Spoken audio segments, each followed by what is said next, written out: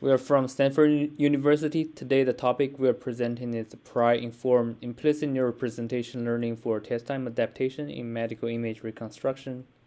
The problem with deep learning-based medical image reconstruction is that there relies on a certain trained data which might not be generalized to a different environment, for example, with a different noise level or different scanner.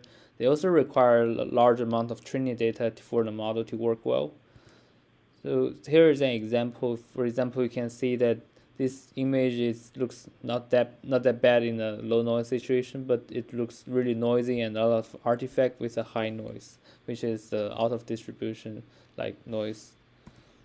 So the goal of us is we are going to find a good and output and refine the model output by using the information that we have, for example, physical consistency, without knowing the training data or accessing the black box model parameters.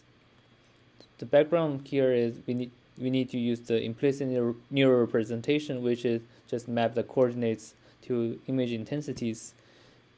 The advantages of using this is that because we can have a continuous representation which is suitable for different resolutions, and we also can optimize in the function space instead of in the pixel space.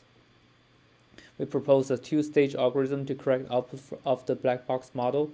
So first we want to find a good input so that the output of the model will be decent. So the input should be similar to the test time input.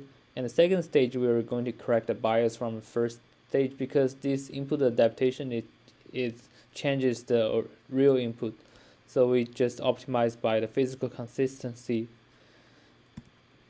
So it is deeply connected. Our first stage method is deeply connected to contrastive learning. So what it does is finding a pair, the input and output pair, and it compares a lot of pairs by feeding the training trajectory of the implicit representation into the model, so and obtain a trajectory of model output. And the hypothesis is if one input it has the in distribution noise, and also when it is augmented with out of distribution noise, their output will be quite different. So we can use these as a metric and to observe when the representation goes out of distribution, and then we find the best like in distribution input, so by the minimum of this metric. So the method is illustrated in this graph. And then for physical consistency, it's just embed the previous output into another implicit representation network, and then optimize for physical consistency.